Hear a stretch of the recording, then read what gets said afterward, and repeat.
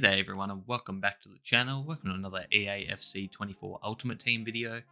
And in this video we're going to be playing our last game of the Champs playoffs. You could see there my record was 9-0 at this stage. Better than any record I had last FIFA. I normally got to around 7 or 8 in the playoffs. And then FUT Champs would be a whole different story where I'm pretty average and I go about 50-50, so about 10 and 10.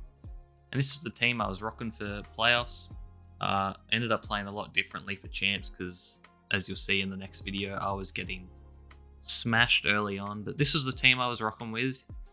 Basic Premier League team. Did do the James Maddison SBC, even though I did feel a little bit gross using him because he's a Tottenham player now.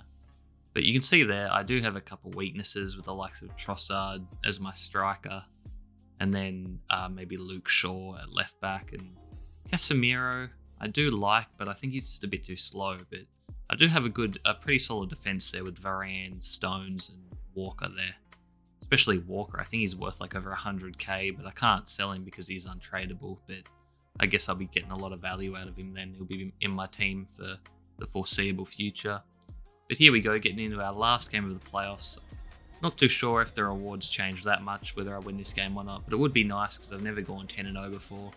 And this is the team I'm going to be coming up against. It's a very strong team. This guy has a crazy good team, and he wasn't using any loans either, as they would show if he was, which is what I had to do for FUT Champs. Yes, I was one of those guys using his loan cards, because you got to use them at some stage, you think, otherwise it'd be just a waste. So I did use them, as you'll see next video as well. But here we have the first real attack of the game. Diaby through to Ødegaard, but Ødegaard takes it on his right foot, and he's got a 2-star weak foot, so that wasn't getting the job done there. But we steal it there. Trossard plays a great ball to Mead. Mead unselfishly plays it to Maddison, and Maddison gets us on the board first as we go up 1-0. Let me know what you guys think of the gameplay. I've been hearing mixed reviews. Sometimes I hear that people like it, and then other days I hear it's the worst. It's really polarizing. You see here, he gets quite a crappy goal there, I must admit. He just plays it into Haaland's feet and he turns and shoots. And it didn't look like it was the best of shots either, but it was good enough to beat Martinez. And maybe have to look at that goalkeeper position as well. But you see there, we take the lead again through Diaby.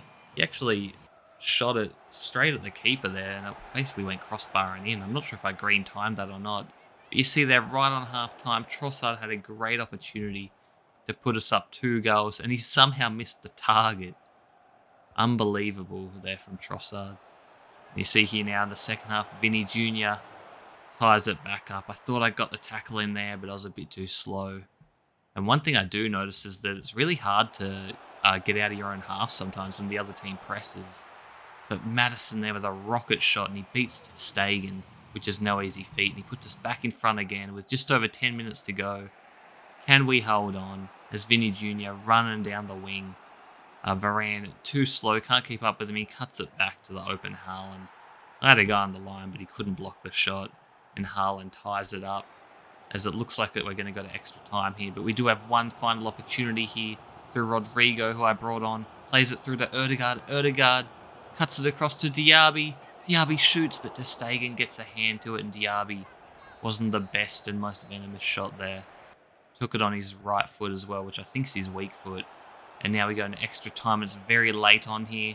And he's brought on his subs as well. And Vinny Jr. gets a late one there with 5 minutes to go. Vinny Jr. has just stolen this game, and it looks like that's going to be it. We get the ball intercepted, and that's going to be the end of the game here. Can they add another one? It falls to Charlton, sorry. Charlton misses the easy header there, but we end up losing. And we lose out on going 10-0, which is a bit disappointing, but we definitely could have won that one, so that just makes it even more disappointing, because you'll see here the stats in a second. I think we're in our favour, as we're going to see the X goals here in a second. But yeah, not a lot of content coming out from EA either recently, although I don't really have many coins, so I wouldn't be able to do it anyway. All the SBCs that are out are kind of out of my price range as well, which is really weird. It feels like the market's quite dead, to be honest. But you see there, the XG was in our favour by quite a bit, so disappointing to lose in extra time, but we're going to be getting into the rewards in a second, and hopefully they'll cheer me up a fair bit, because they will be tradable, and hopefully we can get a few coins out of that. because our coin balance isn't looking too shabby. What I tend to do is just do the bronze pack method, but honestly, I don't even do it for profit. I just do it to stack up the club with as many players as possible. So when they do release, like, you know, those icon SBCs and stuff, I can just pop those bronze rares into it and then use other bronze cards to do silver upgrades eventually, and so on and so forth.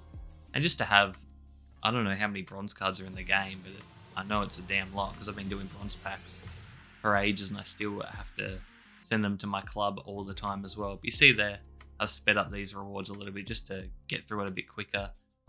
You see there, nothing really out of my first pack there, just a few duplicates who go for discard price basically. So I don't even know why I'm listing them. I should probably just hold on to them and just wait and hope they rise in value eventually, and then that way I can make a decent profit. But didn't really have the patience at this stage, and I liked having my transfer list full basically at all times just because. And you see there we get a cam from Dortmund. I was kind of hoping for Royce, but I don't actually know what Royce's position and rating is this year. I haven't looked him up, but he's a player who I've liked using in the past, but it ended up being Brandt. You see there we get a few more duplicates again. I feel like it's even harder to pack the really high rated players just because of all the extra women players in this year's game, which is a good thing. I'm all for women being in the Ultimate Team. I might do a Matilda type themed team later on. Obviously got to use Sam Kerr in this weekend league just because of the loan card that you get. I think you get it from doing the moments. I think she's a free card to get there, and then I would also like to use a couple of other Aussies eventually. And I have enjoyed using the Arsenal women's players like Beth Mead and Little, who are a couple of my highest rated players at this stage. Yeah, I think that was my last pack, guys. An 84 rated player. Not really what we're looking for, but I mean, better than nothing.